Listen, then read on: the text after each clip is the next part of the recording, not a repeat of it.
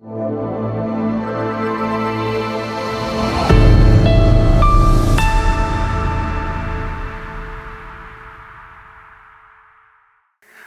ሳያችሁ በጣም ደስ ይለኛል። ነጠላችሁን አጣፍታችሁ ኮታችሁን ደርባችሁ ካፖርታችሁን ለብሳችሁ እዚህ ተደፍታችሁ ስትጸልዩ ሳይ በጣም ልቤ ደስ ይለዋል። በጌታ ፊት የመሆንን ያህል ክብር የለም። እግዚአብሔር ይመስገን። ትልቁ የክብር ቦታ ይሄ ነው፣ ይሄ መንበርከኪያ። እግዚአብሔር ይመስገን። ስለዚህ ደስ ይለኛል። እናንተ ትልቅ ቦታ የምትሉት የት እንደሆነ አላውቅም። ከእግዚአብሔር ዙፋን ስር የበለጠ የከበረ ቦታ የለም። በሰማይና በምድር ያለ አምላክ እሱ ከሚሰየምበት ስር እንበረከካለሁ እንዳለ ሐዋርያ ጳውሎስ፣ አባትነት ሁሉ ከሚሰየምበት ከአብ ፊት እንበረከካለሁ እንዳለ ከዚህም ይበልጥ የክብር ስፍራ የለም። እግዚአብሔር ይመስገን፣ ስሙ ይባረክ። በጣም ደስ ብሎኛል በእውነት ጌታ እየተናገረን እያስተማረን ልባችንን እየመለሰ እያጽናና እየደገፈ እንደሆነ አያለሁኝ። እዚህ ደግሞ እናንተም በትጋት እዚህ ስለምትመጡ ስለምትጸልዩ እግዚአብሔር ይባርካችሁ። ይሄን ማለት ፈልጋለሁኝ። እንዲያው ስለ ጸሎት ሳስብ ግን አንድ ነገር መናገር ፈልጋለሁ። በተለይ ጾምና ጸሎትን በሚመለከት ዛሬ ጠዋት ሳስብ የነበረውን እሱን ልነግራችሁ ፈልጋለሁኝ። ማን ነው እሱ? አንድ ወንድማችን እዝራ የሚባል እዝራን ታውቁታላችሁ። እዝራ እዚህ የመጽሐፈ እዝራ ውስጥ ያለውን ማለቴ ነው። እሱ አንድ ነገር ተናገረ እና በጣም ልቤን ነካኝ። አነብላችኋለሁ። እዝራ ምዕራፍ 8 ላይ ያለ ቃል ነው። ስለ ጸሎት የሚናገር ነው። ስለ ጾም የሚናገር ነው እና ምን እንደቀሰቀሰው በጣም አድርጎ ይናገራል። በአንድ ወገን እየተገረምኩኝ አነበብኩት። እንዲህ ይላል። ቁጥር 21 እስከ 23 ያለው ምዕራፍ 8 መጽሐፈ እዝራ። በአምላካችን ፊት ራሳችንን እናዋርድ ዘንድ ከእርሱም የቀናውን መንገድ ለእኛና ለልጆቻችን ለንብረታችንም ሁሉ እንለምን ዘንድ በዚያ በአህዋ ወንዝ አጠገብ ጾም አወጅሁ።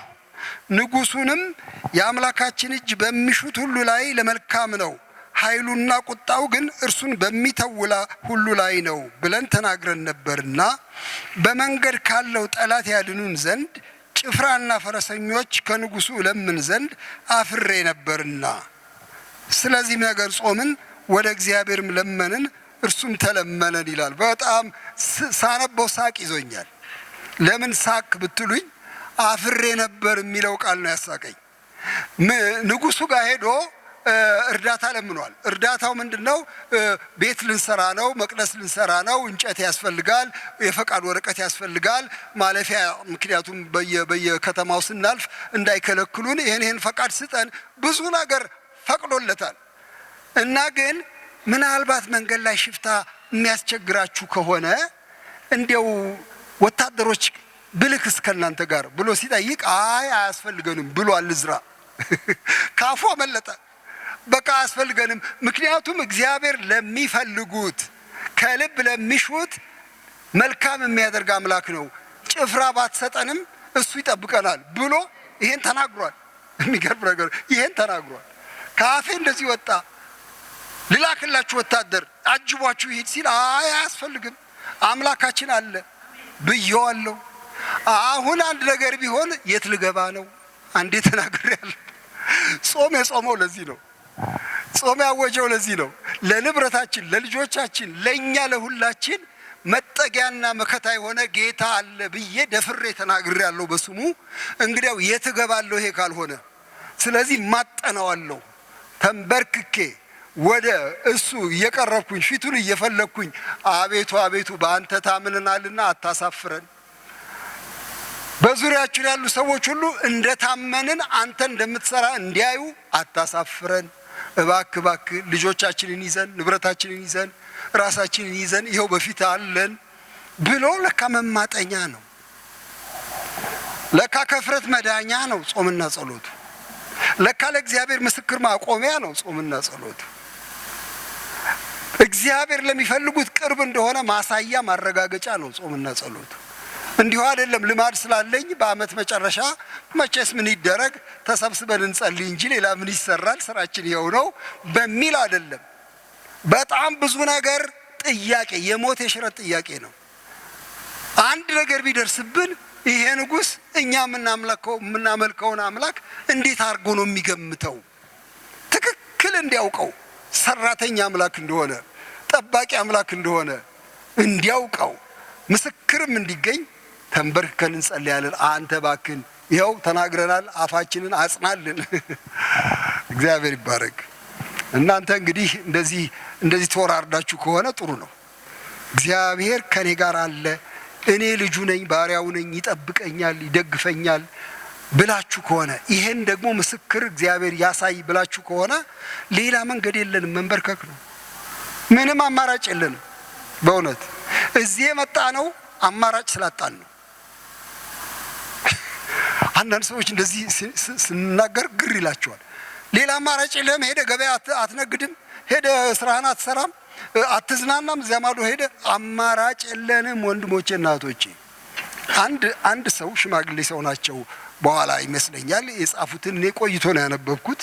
ስለ ጸሎት ሲጽፉ ለጸሎት ሁለት ነገር ነው የሚያስፈልገው ይላሉ። አንድ ስዊድናዊ ናቸው። ለጸሎት ሁለት ነገር ነው የሚያስፈልገው ይላሉ። ምንድነው ሁለት ነገር የሚያስፈልገው?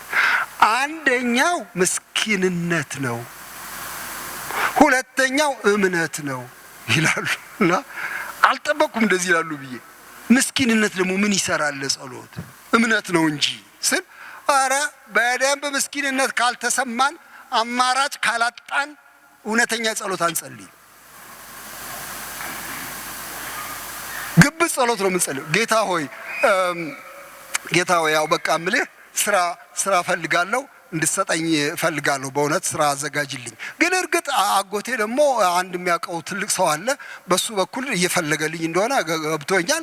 በቅርብ ጊዜ ማገኝ ይመስለኛል። ቢሆንም ግን መጸለይን አልተውም መቼም። አንተ ደግሞ እባክህ ስራ ፈልግልኝ። እርግጥ ደግሞ እምልህ የትምህርት መረጃዬም በጣም ጥሩ ነው ያው እንደምታውቀው። ግን ማለት አማራጭ ኖሮኝ አይደለም የምጸልየው፣ መፈናፈኛ አጥቼ ነው የምጸልየው ወንድሞቼ እናቶቼ።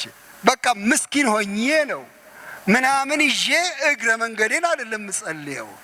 ጸሎት የምስኪኖች ሀብት ነው። አሜን አሜን። ምስኪንነት ይጠቅመናል ለጸሎት። እግዚአብሔር ወይ ሀገራችን ያለችበትን ሁኔታ ታውቃለህ። እንዲናረጋለን፣ ቀጥሎ እንዲናረጋለን፣ ቀጥሎ እንዲናረጋለን፣ ቀጥሎ እንዲናረጋለን። ቤተክርስቲያንን እንዲህ እያረገን እንወስዳታለን፣ እንመራታለን ብለን መፎከር ስለማንችል አባት ሆይ መላው ጠፍቶናል ለማለት ነው የምንጸልየው። አንተ ካልመጣ በስተቀር የሚያወጣን የለም ለማለት ነው። መፈናፈኛ በሌለ ሁኔታ ላይ ወድቀናል፣ አንተ ካልታደግከን መንገድ የለንም ለማለት ነው። ጸሎት የምስኪኖች ሀብት ነው። እግዚአብሔር ይመስገን።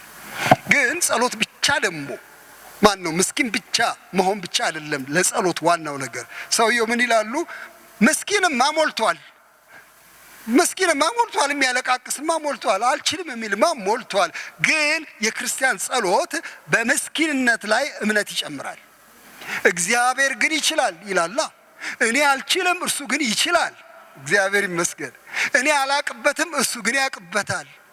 እኔ እንዴት እንደማደርገው ግራ ገብቶኛል፣ እሱ ግን ግራ የማይገባው አምላክ ነው። እምነት የሚባለው ደግሞ ያስፈልጋል። አለዚያ እንዴት እንጸልያለን? ሁለቱ ነገሮች ናቸው የሚያስፈልጉት አሉ ሰውየው። እና በጣም ልቤን አስደሰተኝ። እና እናንተ ምስኪኖች ሆይ እግዚአብሔር ይባርካችሁ። ይህንን መቀበል ጥሩ ነው። ምስኪን ትለናለህ አንተ? አዎ፣ ጉልበት የሌለው ምንም ማድረግ የማይችል የሰው ልጅ ሁሉ ምስኪን ነው። እናንተ በጌታ የምታምኑ እግዚአብሔር ይባርካችሁ። በእምነት ወደ እግዚአብሔር እንቀርባለን፣ እሱ ደግሞ ይሰማናል። እግዚአብሔር ይመስገን። ስለዚህ በዚህ ሰሞን የሚደረገውን ጸሎት እግዚአብሔር ይሰማል። እግዚአብሔር የተባረከ ይሁን። ቅድም ሲጸለይ ደስ አለኝ። እዚህ በጣም በብዙ አቅጣጫ እየተጸለየ ነበር። ግን እዚያ ቁጭ ብዬ ጸሎቱ ላይ አንድ ነገር መጣብኝ። ስለ ወጣቶች ለምን አይጸለይም የሚል ልቤ ውስጥ እሱ ነው በጣም የበቀለው። በኋላ መጋቢ ተመስገንን እኔ ባክን ስለ ወጣቶች እንዲጸልይ በልቤ መጥቷል አልኩት። እንዲህ ከመጣ ታዲያ በለው አለኝ። ልለው ነው ወጣቶች በጣም በጣም የሚያንገበግበኝ ጉዳይ ነው። እኔ ብቻ አይደለሁም፣ እናንተንም ሁሉ ያሳስባችኋል። እግዚአብሔር ይሄንን የሰጠን ሀገር የወጣቶች ሀገር ነው። የምታውቁት ነው፣ ሁላችሁ ታውቁታላችሁ። 70% እዚህ ሀገር እድሜው ከ30 ዓመት በታች እንደሆነ ነው የሚናገረው ስታቲስቲክስ። 70% የኢትዮጵያ ሕዝብ ወጣት ነው ወይም ልጅ ነው። ከዚያ በላይ የሆነው እኛ ጥቂት ነን። እንግዲያው ይሄንን 70% ሕዝብ እንዴት አድርገን ነው የምንተወው? እግዚአብሔር እንዲጎበኘው ወጣቶችን እንዲያያቸው በጣም ያስፈልጋል እንጂ ወጣቶች በጣም ብዙ ጭንቅና ከበባ አለባቸው። ታውቃላችሁ፣ የከበባቸው ብዙ ነገር አለ፣ የሚያባብላቸው፣ የሚገፋፋቸው፣ ተስፋ የሚያስቆርጣቸው። በተለይ እኛ ሀገር በጣም ብዙ ነው እና እንጨነቃለን። ያመልጡ ይሆን ከእጃችን? የት ይገቡ ይሆን እያለን እንፈራለን። ፍርሃት አለብን ስለ ወጣቶቻችን። ምን ይጠልፋቸው ይሆን እያለን እንፈራለን። ግን ፍርሃት ብቻ ደግሞ አይደለም፣ ተስፋም ደግሞ አለን። እነዚህ ወጣቶች ውስጥ ያስቀመጠው ጉልበት ትልቅ ነው። እግዚአብሔር በትልቅ ናፍቆት ጌታን ሲያመልኩ ብዙ ቦታ አግኝቻለሁ። በትልቅ ናፍቆት ሲያገለግሉት አይቻለሁ። እነዚህ ውስጥ እግዚአብሔር ያስቀመጠው ኃይል ብዙ ነው። የጌታ ፍቅር ውስጣቸው አለ፣ የጌታ ኃይል ውስጣቸው አለ።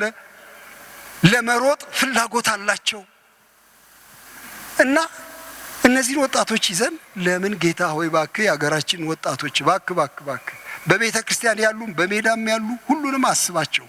ይህችን ሀገር ለነዚህ ሰዎች ሰጥተን ነው ምን ሄደው። እነዚህን ሰዎች አበርታቸው፣ ማስተዋል ስጣቸው። አእምሯቸውን የሚቀማ ክፉ እንዳያገኛቸው እባክህ ከልላቸው ብለን ለወጣቶች ብንጸልይ ምን ይመስላችኋል? ጥሩ ነው። ቆመን እንጸልይ። እስቲ ከልባችን እንጸልይ። በእውነት አጠገባችንም ልጆቻችን አሉ፣ የልጅ ልጆቻችን አሉ፣ ለአንዳንዶቻችን ወንድሞቻችን እህቶቻችን አሉ። ስንወጣ አሁን ከዚህ ጸሎት ስንወጣ መንገድ ዳር ያሉ ብዙ ወጣቶች አሉ፣ በየሰፈሩ ውስጥ አሉ፣ በስራ ላይ አሉ፣ በትምህርት ቤት ብዙ አሉ። እስቲ ያሰብናቸው እንጸልይ። ጌታ እግዚአብሔር ስምህ ይባረክ፣ ስምህ ይቀደስ። የወጣት ሀገር ነው የሰጠህን አንተ። አቤቱ እግዚአብሔር ሆይ ብዙዎቹ ወጣቶች ሜዳውን ሞልተውታል፣ ትምህርት ቤቱን ሞልተውታል፣ ሰፈሩን ሞልተውታል፣ ቤቱን ሞልተውታል። እግዚአብሔር አባት ሆይ ስለሰጠህን ስለ እነዚህ ጎበዞች ስምህ ይቀደስ። አቤቱ እግዚአብሔር ሆይ ስለ ወንዶቹ ስለ ሴቶቹ ሁሉ ተመስገን። ስለምታስታጥቃቸው እናመሰግንሃለን፣ ስለምታቆማቸው እናመሰግንሃለን። ተረካቢ ትውልድ ስላለ እናመሰግንሃለን። በአንተ መንገድ ስለሚገሰግሱ ሰራዊት እናመሰግንሃለን። ስለ ወጣቶች ስምህ ይቀደስ፣ ስምህ ይባረክ። እንደምትወዳቸው እናውቃለን ጌታ ሆይ፣ ሲጠፉ ዝም እንደማትል እናውቃለን። አሁን እንለምናለን እንደ ወላጆች፣ አሁን እንደ ወንድሞች፣ እንደ እህቶች፣ እንደ ቤተ ክርስቲያን መጋቢዎች እንለምንሃለን። የሀገራችንን ወጣቶች በምህረት አስባቸው። አቤቱ ዓይንህ በእነሱ ላይ ይሁን። እባክህ እግዚአብሔር ሆይ ሲወጡ ሲገቡ አንተ ተመልከታቸው። ተስፋ መቁረጣቸውን ከነሱ አስወግድ፣ በተስፋ ሙላቸው። እግዚአብሔር ሆይ ካንተ በሚመጣ ተስፋ፣ ከሰው በሚመጣ ሳይሆን፣ ከኢኮኖሚው ከፖለቲካው ሳይሆን ካንተ በሚመጣ ተስፋ፣ በሰማይ ተስፋ ሙላቸው። እግዚአብሔር ሆይ የአጀብ ጉልበት ሳይሆን፣ የጫጫታ ጉልበት ሳይሆን የአንተ የመንፈስ ቅዱስ ጉልበት ያግኛቸው። አምላክ ሆይ አንተን እንለምንሃለን። እባክህ ጌታዬ ሆይ እኛ በተለይ ደግሞ ወንድሞቼና እህቶቼ ይህች ቤተ ክርስቲያን ደግሞ በተለይ አደራ አለባት፣ በተለይ ዕዳ አለባት። የጀመረችው በወጣቶች ነው። እግዚአብሔር በዚያ በኩል ነው ያስጀመራት እና አደራ አለብን ለምድሪቱ ወጣቶች በሙሉ እና እንጸልይ እስቲ። የክብር አባት እግዚአብሔር ሆይ አሁን እለምንሃለሁ ይህች ቤተ ክርስቲያን እንድትጠነሰስ ያደረግከው በልጆች በወጣቶች በኩል ነው። አቤቱ እንድትቀጥልም ደግሞ የምታደርገው በዚሁ ነው። አምላክ እግዚአብሔር ሆይ ለወጣቶች ያንተ ልዩ ትኩረት ይሁን። ያንተ ጸጋ ይብዛ፣ ምህረትህ ይብዛላቸው። አቤቱ እግዚአብሔር ሆይ ደግፋቸው፣ አነቃንቃቸው። ስምህ ይክበር። አቤቱ ቃልህንም ባርክልን፣ ካንተ ጋር አቆየን። በክርስቶስ ኢየሱስ በተቀደሰው ስም ቁጭ እንላለን። ትናንትና እዚህ አብረን የጌታን ቃል እግዚአብሔርን መፈለግ በሚል ስንነጋገር እንደነበር ታስታውሳላችሁ።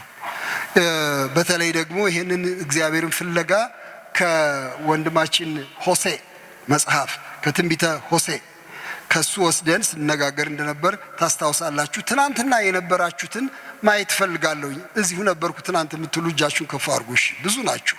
እግዚአብሔር ይባርካችሁ በጣም። ከዚያ ልንቀጥል ነው ዛሬ። ትናንት አንድ ዋና ነገር ነው የተናገርነው፣ እሱን ማንሳት ፈልጋለሁ። ያው ምንድነው?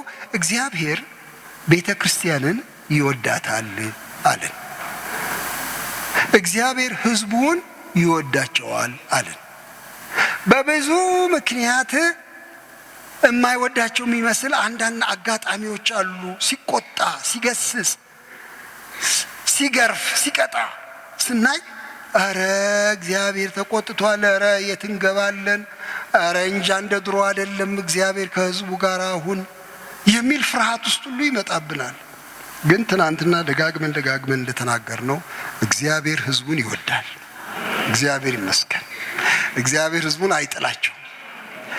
ግን ሕዝቡ ግን ሁልጊዜ ይወደዋል ወይ እግዚአብሔርን ስንል አይ አይደለም፣ ሁልጊዜ አይወደውም ሕዝቡ። እንዲያውም ከእግዚአብሔር ይልቅ ሌሎች ነገሮች ወዶ ሕዝቡ ይፋንናል። አንዳንዴ እግዚአብሔርን ከመውደድ ይልቅ ምትክ አማልክት ይከተላል። የእስራኤል ሕዝብ እንደሱ ነበረ። እኔ ባላችሁ ነኝ ይላቸዋል። ለምሳሌ እግዚአብሔር ለእስራኤል እኔ ባልሽ ነኝ፣ እኔ ባላችሁ ነኝ፣ እኔ አባታችሁ ነኝ፣ እኔ እረኛችሁ ነኝ፣ ሳታውቁኝ ያወቅኳችሁ፣ ከምድረ በዳ ያነሳኋችሁ ነኝ እኔ። ግን አሁን ከቀን በኋላ የመጡ አዳዲስ አማልክት ተከትላችሁ ትሮጣላችሁ፣ እኔን ተካችሁኝ። በጣም ይህ እኮ ጆሮ ጭው የሚያደርግ ንግግር ነው ይላቸዋል። አሁን ኤርምያስ ላይ ሲናገር እንዴ ሕዝቤ ሁለት ክፉ ነገር አድርጎብኛል ብሎ ይናገራል ጌታ እየከሰሰ ሕዝቡን። ምድር ሆይ ስሚ፣ ሕዝቤ ሁለት ክፉ ነገሮች አደረገብኝ። አንደኛ እኔን የሕያው ውሃ ምንጭ ሆንኩትን ተውኝ፣ የሁሉ በጎ ምንጭ ሆንኩትን እኔን ተውኝ። ሁለተኛ ውሃ መቋጠር ማይችሉ ቀዳዳ ጉድጓዶች ለራሳቸው ቆፈሩ። ሁለት ክፉ ነገር አደረጉብኝ ብሎ እግዚአብሔር ይማረራል። ስለዚህ ሕዝቡ ሁልጊዜ እግዚአብሔርን እየወደደው አልኖረም፣ እያከበረው አልኖረም። እግዚአብሔር የሰለቸው ሕዝብ ሆነ አንዴ። ስለዚህ አዳዲስ አማልክት ፈለገ። ለምን አትሰራልንም ብለው አሮንን ጠየቁት። ለምን ነው ማትሰራልን? ይሄ ሙሴ አንድ አምላክ አለ እያለ ብዙ ጊዜ ያወራልን፣ ግን እሱን የት እንዳለ አናቅም። አሁን ጠፍቷል። ይኸው ስንት ቀን። ስራልን፣ በአይናችን ፊት የሚታዩ የሚዳሰሱ አማልክት ስራልን። ትንቢተ ሆሴዕ ላይ እሱን ያየ ነው። ውሽሞቿን ተከትላ ግልብልቢት የምትሮጥ እስራኤልን ይኸው። ይሄ ትንቢተ ሆሴዕ። የምለብሰውን ጥጥ የሰጡኝ ውሽሞቼ ናቸው፣ እምበላውን ስንዴ የሰጡኝ እነሱ ናቸው፣ እምቀባውን ዘይት የሰጡኝ እነሱ ናቸው ብላ ከውሽሞቿ በኋላ ሮጠች፣ ተከተለቻቸው። እኔ እንደሰጠኋት አላሰበችም፣ ከዳችኝ። እግዚአብሔር ነው የሚናገር። ሕዝቡ ሁልጊዜ እግዚአብሔርን አልወደደም። እግዚአብሔር ግን ሁልጊዜ ሕዝቡን ይወድ ነበረ። እግዚአብሔር ተባረከ ይሁን።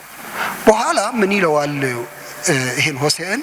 ሂድና በጣም እንደምወዳቸው ንገራቸው። ግን ይገባቸዋል ለመሆኑ እኔ እንደምወዳቸው እንዲያውቁ ሂድና አንተ ይኸውልህ ሴትኛ ዳሪ ከመንገድ ዳር ለሞታይቱን ሴት አግባ፣ ገንዘብ ከፍለህ አስገባት እና እንዲበላት፣ ከዚህ በኋላ ወደ ሌላ አትሂጂ፣ እኔ ለአንቺ እሆንልሻለሁ፣ እኔም ወደ ሌላ አልሄድም፣ አንቺም እባክሽ ከኔ አትውጪ ብለህ ከሷ ጋር ቃል ግባ። ይሄን ያህል እንደምወዳቸው ለማሳየት የኮበለሉትን እስራኤልን በዚህ ምሳሌነት እባክህ ጥራቸው ወደ እኔ ብሎ እግዚአብሔር ምሳሌ ይሰጣል። እስራኤል እየኮበለለች እግዚአብሔር ይፈልጋል። እግዚአብሔር ይፈልጋል። ምን አይነት ፍቅር ነው አልን ትናንትና። አሳዳጅ ፍቅር፣ የማይለቅ ፍቅር። አንቺ ትሮጫለሽ፣ መንገድሽን ዘጋብሻለሁ በእሾህ በድንጋይ፣ አታገኛቸውም ውሽሞችሽን። የምትፈልጊውን ጉጉት አታገኙም፣ እኔ ዘጋብሻለሁኝ። ጥላቻ አይደለም፣ ፍቅር ነው። የኔ እንድትሆኚ የማይገባሽ ከሆነ ደግሞ አባብልሻለሁ፣ ወደ ምድረ በዳ ወስድሻለሁ፣ ቀስ ብዬ ለልብሽ እናገራለሁ። ከዚያ ድንገት ትነቂና እንዴ ባሌ፣ የድሮ ባሌ ትይኛለሽ። የበዓሊምን ስም ከአፍሽ አስወግዳለሁ ብሎ እግዚአብሔር ተናገረ። እግዚአብሔር የፍቅር አምላክ ስሙ ይባረክ። ህዝቡን ይወዳል። እየወደቅንም እየተነሳንም ይወደናል። እግዚአብሔር ይባረክ። ግን ዛሬ ምን ልቀጥል ፈልጌያለሁ ባጭሩ፣ ይሄን እግዚአብሔርን እንድንፈልገው እንድንሻው ፈልጓል። እሱ ፈልጉኝ ብሏል ጌታ። ፈልጉኝ ካለ እንግዲያው ምንድነው እግዚአብሔርን መፈለግ የሚለውን ጥያቄ ትንሽ አብረን እንድናየው ፈልጋ። በምን መንገድ እንፈልገው እሱን ትንሽ አብረን እንድናይ ነው በጣም ልቤ ውስጥ ያለ። እንዴት ነው የሚፈለገው? ልጄ ምን አለች? ልሄድ ነው ቤተክርስቲያን እና ልናገር ነው አልኳት። ምንድነው የምትናገረው? እግዚአብሔርን እንዲፈልጉ ልነግር ነው አልኳት። እግዚአብሔርን መፈለግ? አዎ። እሺ ስማ፣ የተለመደው እግዚአብሔርን መፈለግ መጸለይ ነው። ጥሩ ነገር ነው አለች። መጸለይ ጥሩ ነው፣ መጾም ነው፣ ጥሩ ነገር ነው። እግዚአብሔርን መፈለግ ግን እሱ ብቻ እንዳይደለ ግን መታወቅ አለበት አለች። ታዲያ ምንድነው? ተግባራዊ ነው እግዚአብሔርን መፈለግ። በተግባር ይገለጣል። አዎ ይገለጣል። እሺ 4 ተግባሮች ወይም 3 ላንሳላችሁ። በምን መንገድ ነው ይሄ እግዚአብሔር የሚፈለገው? ጸሎቱ እንዳለ ሆኖ፣ ጾሙ እንዳለ ሆኖ፣ ግን እንዴት ነው የምንፈልገው? አንደኛ በእውነት ወደ እርሱ በመመለስ ነው። በእውነት በመመለስ መመለስ የሚባል ነገር አለ። የጠፋ ሰው ሌላ ምርጫ የለውም፣ መመለስ ነው። ምዕራፍ 6 እዚሁ ትንቢተ ሆሴዕ ላይ ከቁጥር 1 እስከ 3 ያለውን እሱን ላነብ እፈልጋለሁ። ኑ ወደ እግዚአብሔር እንመለስ፣ እርሱ ሰብሮናል እና እርሱ ይፈውሰናል፣ እሱ መጥቶናል፣ እሱ ይጠግነናል፣ ከ2 ቀን በኋላ ያድነናል፣ በ3ኛውም ቀን ያስነሳናል፣ በፊቱም በሕይወት እንኖራለን። እንወቅ እናውቀውም ዘንድ እግዚአብሔርን እንከተል። እንደ ወገግታ ተዘጋጅቶ እናገኘዋል፣ እንደ ዝናብ ምድርንም እንደሚያጠጣ እንደ መጨረሻ ዝናብ ይመጣል። እግዚአብሔር የተባረከ ይሁን። ይሄንን የሚሉ ሰዎች አንዳንድ የነገረ መለኮት ተማሪዎች እንደሚናገሩት ይሄ ነገር እያሾፉ ሳይሆን አይቀርም፣ እንዲያው በቀልድ ሳይሆን አይቀርም ኑ እንመለስ እያሉ የሚሉት ይላሉ። ግን ምናልባት ቀልዳቸውንም ይሁን እውነታቸውን ተገቢ ንግግር ነው። ይሄ በጣም ተገቢ ንግግር ነው።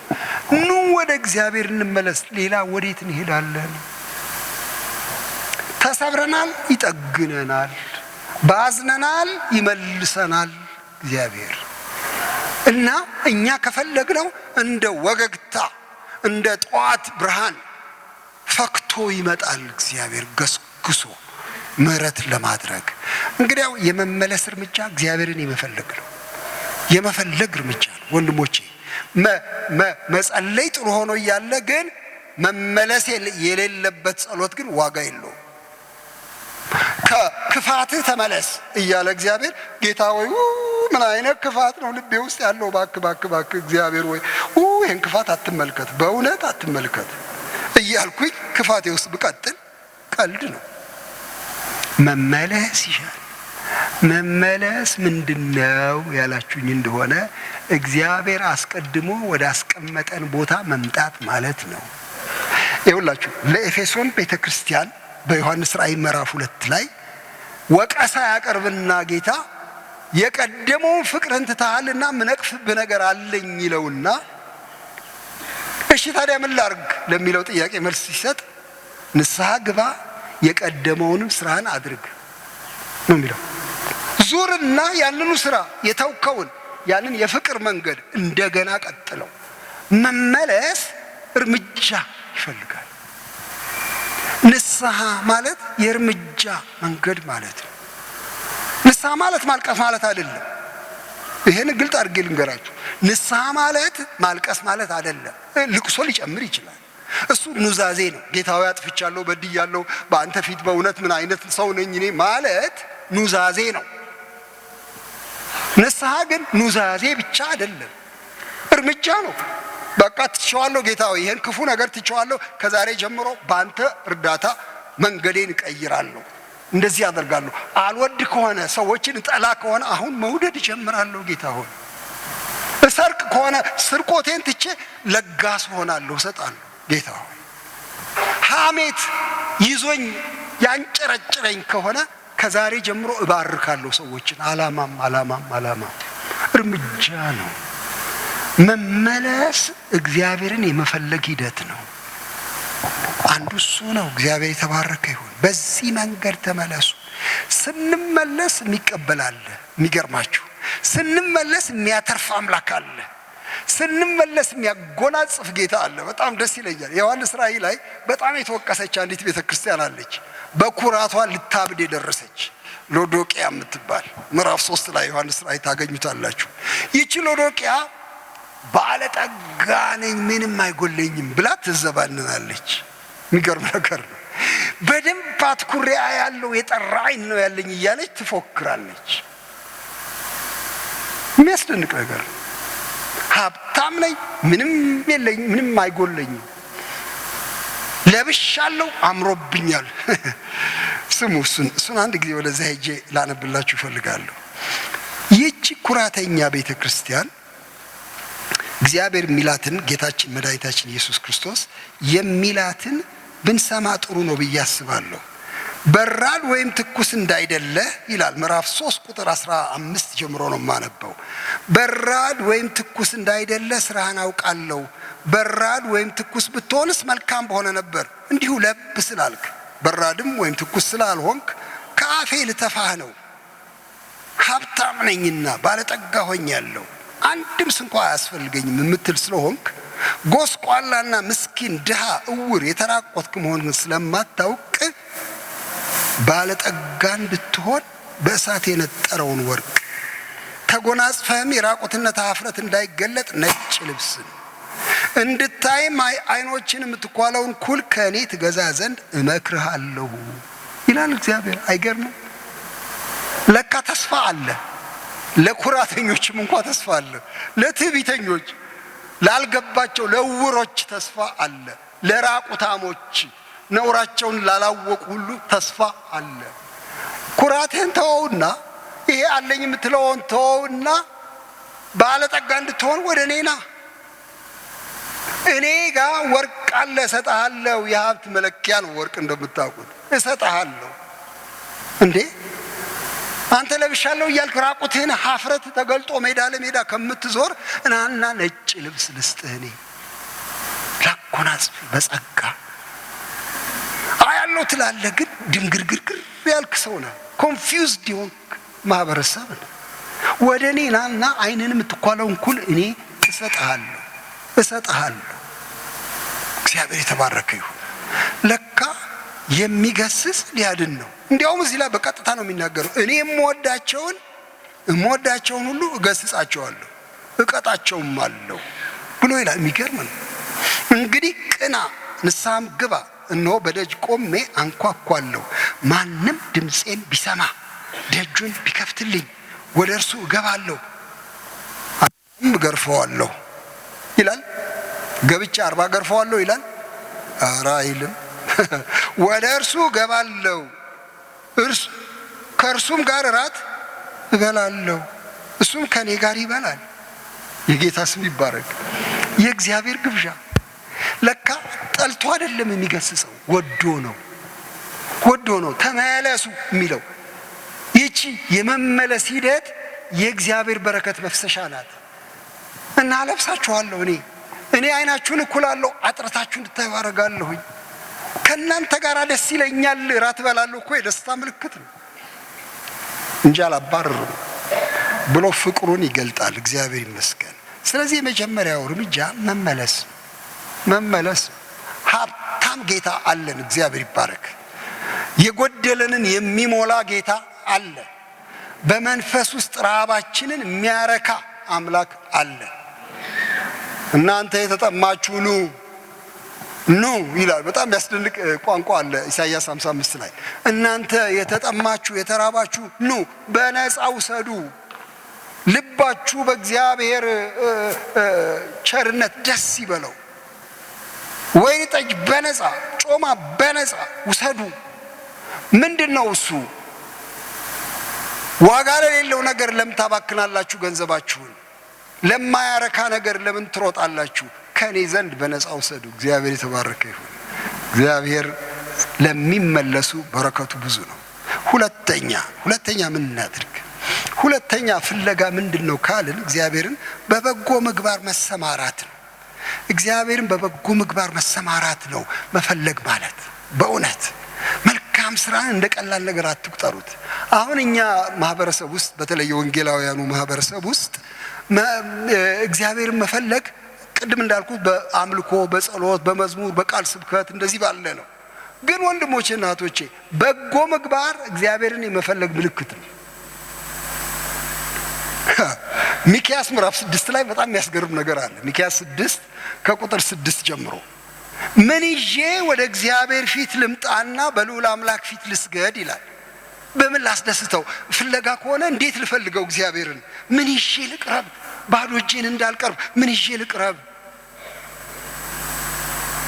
አውራ በግ ስብ ይዤ ልቅረብን ብሎ ይጠይቃል። እልፍ የዘይት ፈሳሾች ይዤ ልምጣን? በዚህ ደስ ይለዋልን? ወይስ ደግሞ እንደው የሆዴን ፍሬ ልረድለት እንዴ? ልጄን ልሰዋለት ለእግዚአብሔር በዚህ ይደሰታልን? በምንድን ነው የሚደሰተው እግዚአብሔር? ይልና ይጠይቅና መልሱ ግልጽ ነው። ሰው ሆይ መልካሙን ነግሮሃል። እግዚአብሔር ካንተ ዘንድ የሚሻው ምንድን ነው? ፍርድን ታደርግ ዘንድ፣ ምሕረትን ትወድ ዘንድ፣ ከአምላክ ጋር በትህትና ትሄድ ዘንድ አይደለምን? ሌላ ምን ይፈልጋል? ይሄ እኮ ተግባር ነው። ተግባራዊ እርምጃ ነው። ፍርድን ታደርግ ዘንድ ማለት ሐቀኛ ትሆን ዘንድ ማለት ነው። በቃ እኮ እንደዚህ ማለት ሐቀኛ ትሆን ዘንድ፣ እንዳትቀላምድ ከሰው ጋር ባለ ግንኙነት፣ በንግድ ግንኙነት፣ በስራ ግንኙነት፣ በቤተሰብ ግንኙነት፣ በጎረቤት ግንኙነት ትክክለኛ ሰው ትሆን ዘንድ አይደለምን? ለእውነት ትቆም ዘንድ አይደለምን ማለት እኮ ነው። ፍርድን ታደርግ ዘንድ ሚዛናዊነትን ትጠብቅ ዘንድ አይደለምን? ምሕረትን ታደርግ ዘንድ የሚለው ምን ማለት ነው? በጎ ነገር ትሰራ ዘንድ ማለት እኮ ነው። ምሕረት እኮ የኃጢአት ይቅርታ ብቻ እንደሆነ እንዳታስቡ። ለሰው በጎ ማድረግ ምሕረት ማድረግ ነው። ጌታችን ኢየሱስ ክርስቶስ በመንገድ ዳር ወንበዴዎች ደብድበውት የወደቀውን ሰውዬ ታሪክ እናንተ ታስታውሳላችሁ። እና ያንን ፈሪሳዊ ይጠይቀዋል። ሌዋዊው አይቶት ገለል ብሎ አለፈ። ተደብድቦ ሰውየው በሞት በሕይወት መካከል ወድቋል። ካህን መጣና ገለል ብሎ አለፈ። ምክንያቱም ምናልባት የቅዳሴ ሰዓት ደርሶበታል። ምን ያርግ? ሰውየው ወድቆ ያቃስታል። ግን እንዴ አገልግሎቴ እንዴ ቸርች ሰዓት ደርሶብኛል፣ እዚህ ቆሜ እንዴት ጊዜ አጠፋለሁ? እየሮጠው ሄዱ። ሁሉም ተውት። አንድ ሳምራዊ መጣና ሲያየው አዘነለት። ጠጋ ብሎ አነሳው፣ ቁስሉን አከመለት፣ ዘይት አፈሰሰ። ከዚያ ተሸክሞ አህያው ላይ አወጣ። ከዚያ ወስዶ ወደ እንግዶች ማደሪያ ወሰደው። ከፈለለት ገንዘብ። ተጨማሪ ካስፈለገ ከፍላለሁ አለ። እና ምን ይላል ጌታ ኢየሱስ ክርስቶስ? ለዚህ ለወደቀ ሰው ባልንጀራ የሆነው የትኛው ነው ብሎ ይጠይቀዋል። ሁላችሁ የምታውቁት ነው። ሲመልስ ፈሪሳዊ ምን ይላል? ምሕረት ያደረገለቱ ይላል። ምሕረት ማድረግ ለካ በጎ ማድረግ ነው። ለካ የወደቀ ማንሳት ነው። ለካ የራበው ማብላት ነው። ለካ የታረዘ ማልበስ ነው። ለካ ለሚያለቅስ ሕፃን መሳሳት ነው። ማንንም ያቅፈኝ የለም ለሚል አንድ ንፍጣም ሕፃን ሄዶ ጥምጥም አድርጎ ማቀፍ ነው። ለካ በጎ ማድረግ ስልክ ደውሎ ለመሆኑ እንዴት ናችሁ፣ ቤት ደህና ነው ብሎ መጠየቅ ነው። ለካ የሰዎችን ችግር መካፈል ነው። እግዚአብሔርን መፈለግ በበጎ ስራ ጭምር ነው። ይኸው አንዱ እሱ ነው። እዚህ ላይ ይናገራል በጎ ምግባር። ይሄውላችሁ በተለይ ምዕራፍ ስንት ላይ ነው? እዚሁ ሆሴዕ ላይ ምዕራፍ 10 ላይ የሚናገረውን እስቲ እዩት። እንዲህ ይላል ምዕራፍ 10 ላይ እግዚአብሔርን ፍለጋ በምን መንገድ እንደሚገለጥ ሲናገር ይሄንን ቃል ያሳያል። ቁጥር 12 እስከ 13 በጣም ምናልባት የዛሬው ዋና ጥቅስ ሳይሆን አይቀርም። እግዚአብሔር መጥቶ ጽድቅን እስኪያዘንብላችሁ ድረስ እርሱን የምትሹበት ዘመን ነውና፣ የምትፈልጉበት ዘመን ነውና ለእናንተ በጽድቅ ዝሩ፣ እንደ ምሕረቱም መጠን እጨዱ፣ ጥጋታችሁንም ረሱ። ይህንን ምክር ነው የሚሰጠው። እግዚአብሔርን የምትፈልጉበት ዘመን ነው። እሺ እንዴት ልፈልገው? ይኸው ጥጋቱን ረሱ፣ ያልታረሰውን መሬት ረሱ፣ እዳሪ የሆነውን መሬት ረሱ፣ እሾህ የወረሰውን ህይወታችሁን ረሱት። እንደገና አስተካክሉ። እንደሱ ነው የሚለው እዚህ ላይ። እረሱት፣ አብጁት።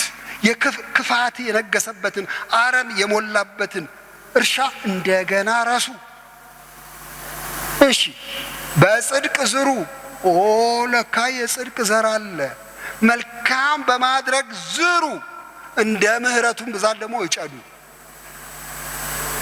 እግዚአብሔር የተባረከ ይሁን። እግዚአብሔርን በተግባር ፈልጉት ነው የሚለው። ይሄ የምትሹበት ዘመን ነውና እግዚአብሔር የተባረከ ይሁን። እግዚአብሔር በዚህ አይነት እንድንሻው ይፈልጋል። እሺ ሶስተኛ እግዚአብሔርን እንፈልጋለን እንሻለን ስንል ደግሞ በምን መንገድ? እግዚአብሔርን በመታመን መንገድ። እግዚአብሔር ይመስገን። ቅድም ስለ እምነት ስንነጋገር ነበረ። በእግዚአብሔር መታመን እሱን የመፈለግ መንገድ ነው። እንዲሁ ለይስሙላ አይደለም የምንበረከከው። አንተን እፈልጋለሁ፣ በጣም እፈልጋለሁ ጌታ እፈልጋለሁ። ምን አምነነው ነው ስንናገር የሚሰማ፣ ስንለምን የሚያዳምጥ የሚመልስ አምላክ እንደሆነ፣ የነገርነውን የማይረሳ እንደሆነ፣ የሚራራልን እንደሆነ አምነን ነው። ምዕራፍ 12 ላይ እዚሁ ትንቢተ ሆሴዕ ቁጥር 6 ላይ ምን ይላል? አዎ እንዲህ ይላል፣ የሰራዊት አምላክ እግዚአብሔር ነው፣ የመታሰቢያው ስም እግዚአብሔር ነው። ስለዚህ ወደ አምላክህ ተመለስ፣ ምሕረትንና ፍርድን ጠብቅ፣ ዘወትርም በአምላክህ ታመን ይላል።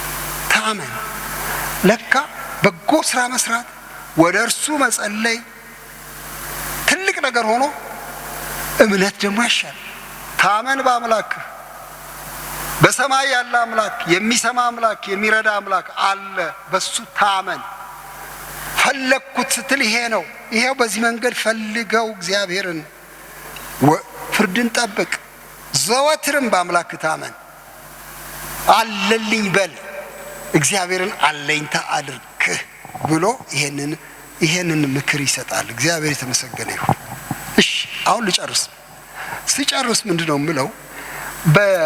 በእነዚህ መንገዶች እግዚአብሔርን እንፈልጋለን፣ ግን እሱሳ ምን ይሰራል የሚል ጥያቄ ነው። ወረቀቴ ላይ ምን ብዬ ጻፍኩኝ? ይሄውላችሁ እንዲህ ይላል፣ እግዚአብሔር ተፈላጊው ፈላጊ አልኩኝ። እንፈልገዋለን እግዚአብሔርን፣ ግን የሚገርመው እሱ ይፈልገናል። ለካ እሱ እየፈለገን ነው። ይሄ የሆሴዕ መጽሐፍ የሚያሳየው እሱ ነው። ትናንትና ስንነጋገር ነበር። እስራኤልን ፈልጊኝ ይላታል፣ ግን ለካ እሱ እየፈለጋት ነው። ከወደቀችበት ጥሻ ውስጥ ለማውጣት ለካ እሱ እየሮጠ ነው፣ እየፈለገ ነው። በምን መንገድ ይፈልጋታል? ትናንትና አንዳንዱን አንስተናል። ዛሬ ጨምርና በሱ እናጠናቅቃለን። አንደኛ እንድትነቃ መንገድ በመዝጋት ይፈልጋታል። ይሄ እግዚአብሔር የፍለጋ መንገድ ነው። የኛ የፍለጋ መንገድ ቅድም ተነጋገር። የእግዚአብሔር ደግሞ መንገድ ይዘጋል። እንዳታገኛቸው በቋጥኝ ይዘጋለሁ መንገድሽ፣ በእሾህ አጥረዋለሁ፣ በመከልከል ማለት ነው። ብትበይም እንዳጠግቢ ያደርጋለሁ ይላል። አይገርምም? ሂዳችሁ አንብቡት። የሚገርም ነው። ምዕራፍ 8 ላይ ይበላሉ አይረኩም፣ አይጠግቡም፣ ያመነዝራሉ አይባዙም ይላል። እርካታ በመከልከል እግዚአብሔር ይፈልገናል። በቃ ምንም ትርጉም እኮ አጣሁበት። በቀደም እንደሱ አለኝ አንድ ሰው። በቃ እኔ የምልህ በልጅነቴ ሰምቻለሁ፣ እዚህ ቀጠና 2 መጥቼ የጌታን ቃል ሰምቻለሁ። ግን በኋላ በቃ ሌላ ነገር ውስጥ ገባሁኝ። መጨፈር ፈለኩኝ፣ ወዲያ አልኩኝ። ግን ምንም ጠብ አላለም፣ እርካታ ጠፋብኝ። በቃ ምን ይሻለኛል? ወደ እርሱ ልሂድ እንጂ እንደገና አልኩኝ። የፍለጋው አቅጣጫ ነው። እግዚአብሔር ሲወደን ይዘጋብናል፣ እንዳንረካ ያረጋል ባልባሌ ነገር በሱ እርካታ እንድናገኝ ሲፈልግ እና አንዱ መንገድ እሱ ነው። ሁለተኛ በማባበል ነው። ቅድም እንዳልኳችሁ ለልብ በመናገር ነው። ሰፊ ዕድል በመስጠት ነው። እንደ አቅማችን በመናገር ነው። እግዚአብሔር በዚህ መንገድ ይስበናል። ሶስተኛ ቃል ኪዳንን በማደስ ነው። እዚህ ሆሴዕ ምዕራፍ 2 ላይ እንዴት እንደሚናገር ስሙ። ቁጥር 21 ለዘላለም ለኔ እንድትሆኚ አጭሻለሁ። እንዴት ነው የምታጨው? ማጫው ምንድነው? እሱን ነው አሁን ለእናንተ ልናገር የምፈልገው። የእግዚአብሔር ማጫ ኪዳን ማደሻው ምንድነው? በጽድቅና በፍርድ በምህረትና በርህራሄ አጭሻለሁ። ለኔ እንድትሆኚ በመታመን አጭሻለሁ። አንቺም እግዚአብሔርን ታውቂያለሽ። በዚህ መንገድ ነው የሚያጨን። አዎ። ጽድቁን ያሳየናል። አዎ። ፍርዱን ያሳየናል። አዎ። ኃያል መሆኑን ያሳየናል። አዎ። በቁጣና በቅጣት ይመጣል። አዎ። እና በዚህ ነው የሚያጨን፣ እንደገና የሚመልሰን። አዎ። ደሞስ በምህረትና በርህራሄ እየማረን። አዎ። እየማርከኝ የሚል መዝሙር አለ። እሺ፣ እየማረን ያጨናል። እንደገና በምህረትና በርህራሄ አጭሻለሁ፣ በመታመን አጭሻለሁ፣ የኔ ያደርግሻለሁ፣ አንቺም እግዚአብሔርን ታውቂያለሽ። ለካ በዚህ መንገድ ይቀስ እያለ ቤተ ክርስቲያኑን ህዝቡን እግዚአብሔር መልሶ ወደ ራሱ የቃል ኪዳን ተሐድሶ ያደርጋል። እንደገና አጭሻለሁ፣ አንተ ህዝቤ ነህ እለዋለሁ። ህዝቤ ያልሆነው እሱም አንተ አምላኬ ነህ ይለኛል። እግዚአብሔር ይባረክ። እባርከዋለሁ ህዝቤን ብሎ እግዚአብሔር ይህንን ተስፋ ደግሞ ይሰጣል። እግዚአብሔር ይመስገን። በዚህ መንገድ ሌላ መጨረሻ አንድ ነገር ብቻ ልጨምር። ታላቅ ፍቅሩን ደጋግሞ በማሳየትም እሱ ይፈልገናል። ባነበብኩት ቁጥር ልቤን የሚነካ የኔን ብቻ አይደለም የእናንተንም ልብ የሚያላውስ ነገር ሆሴዕ 11 ላይ አለ። ትንቢተ ሆሴዕ 11 ላይ የሚያስገርም ነው። የሚያስገርም ምን ይላል? ቁጥር 1 ጀምሮ እስራኤል ሕፃን በነበረ ጊዜ ወደድኩት፣ ልጄን ከግብፅ ጠራሁት። አብዝቼ ብጠራቸው አጥብቀው ከፊቴ ራቁ። ለበዓሊምም ይሰዉ ነበር፣ ለተቀረጹ ምስሎችም ያጥኑ ነበር። እኔም ኤፍሬምን ክንዱን ይዤ በእግሩ እንዲሄድ መራሁት። እኔም እፈውሳቸው እንደነበርሁ አላወቁም። በሰው ገመድ በፍቅር እስራት ሳብኳቸው። ለእነርሱም ቀንበርን ከጫንቃቸው ላይ እንደሚያነሳ ሆንኩ። ድርቆሽንም ጣልኩላቸው። ወደ እኔ ይመለሱ ዘንድ አልወደዱምና ወደ ግብፅ ምድር ይመለሳሉ። አሦር ንጉሳቸው ይሆናል። ከመከሩት ምክር የተነሳ ሰይፍ በከተሞቻቸው ላይ ይወድቃል፣ ከበርቴዎችንም ያጠፋል። ሕዝቤም ከእኔ ይመለሱ ዘንድ ወደዱ። ወደ ላይ ቢጠሯቸው ማንም ከፍ ከፍ ያደርጋቸው ዘንድ አይችልም ይልና እንደዚህ ተናግሮ የሚናገረውን ስሙ። ኤፍሬም ሆይ፣ እስራኤልን ነው ኤፍሬም የሚለው። ኤፍሬም ሆይ እንዴት እጥልሃለሁ? እስራኤል ሆይ እንዴት አሳልፌ እሰጥሃለሁ? እንዴት እንደ አዳማ እጥልሃለሁ፣ የቦታ ስም ነው። እንዴት እንደ ሲባዮ አድርግሃለሁ። ልቤ በውስጤ ተናውጣለች፣ ምህረቴም ተነሳስታለች። እኔ አምላክ ነኝ እንጂ ሰው አይደለሁምና በመካከልህም ቅዱሱ ነኝና የቁጣዬን መቅሰፍት አላደርግም። ኤፍሬምንም አጠፋ ዘንድ አልመለስም። ይሄ የእግዚአብሔር ልብ ይባላል። እንደዚህ ነው እግዚአብሔር ልቡ። እንዳጠፉ እንደጠፉም ያውቃል። ግን እንዴት ልጣላቸው? እንዴት አድርጌ ሌሎችን ጥያለሁ። አዳማ የሚባል አገር፣ ሲባዮ የሚባል አገር ጥያለሁ። እንደነሱ ልጣልህ እንዴ? እኔ አንጀቴ አይችልም። እኔ ሰው አይደለሁም፣ በበቀል ምደሰት አይደለሁም። እኔ አምላክ ነኝ፣ ራራለሁ። እኔ ልጅ ሆኜ እናንተም በልጅነታችሁ ጨዋታ እንወድ ነበር በጣም። አንዱም ወደ ጨዋታ ኳስ ጨዋታ ነበር፣ የእግር ኳስ ጨዋታ። እዚህ አንድ ሰው አለ አሁን በአይኔ ምቃኘው ከኔ ጋር ኳስ ጫወት የነበረ እዚህ ውስጥ ያለ ይመስለኛል። አዎ። እና በጣም ስንራገጥ ብለን ነው የምንገባው፣ በጣም ኳስ ጨዋታ። አንዳንድ ቀን ደግሞ ሸርተቴ የሚባል ጨዋታ አለ። ሸርተቴው ምንድነው? ትንሽ ጉብ ያለ ተራራማ ኮረብታማ ቦታ ላይ እንወጣና ትንሽ ጉብ ያለች እዚያ ላይ በክረምት ላይ ምንድነው የሚደረገው? ልጆች የሚያደርጉት ላይ ይሆኑና ጭቃ ስለሆነ በጭቃው ላይ ሸርተተ መሬት ላይ ዘፍ ልብሴ ጭቃ በጭቃ ነው የሚሆነው። እንደገና ደግሞ ሮጬ ወጣና ላይ ደግሞ ወጥቼ እንደገና አሁንም በሚያዳልጠው ጭቃ ላይ ሹ እንዴት ደስ ይላል እንደ ልጆች ስትጫወቱ። ስለ ልብሱ ግድ የላችሁ። እና አንድ ቀን እግዚአብሔር ይሄን ሸርተቴ የሚያጫውተኝ መሰለኝ። እኔ በልቤ ላመልጠው ከሱ ስፈልግ ውሃ እየደፋ የፍቅር ጭቃውን እየደፋ እግሩ ስር መልሶ ደፍ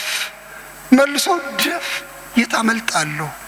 የእግዚአብሔር ፍቅር በኋላ የፍቅር ድጥ አልኩት። በኋላ መልሼ እግዚአብሔር የፍቅር ድጥ እየሰራ ህዝቡን ይጠብቃል፣ ወደ እርሱ ያመጣናል። በግለሰብ ደረጃም በማህበር ደረጃም እግዚአብሔር የህዝቡ እረኛ፣ የህዝቡ አፍቃሪ ነው። መመለስ ነው የሚሻለው ወደሱ። ሌላ መንገድ የለንም ወንድሞቼ።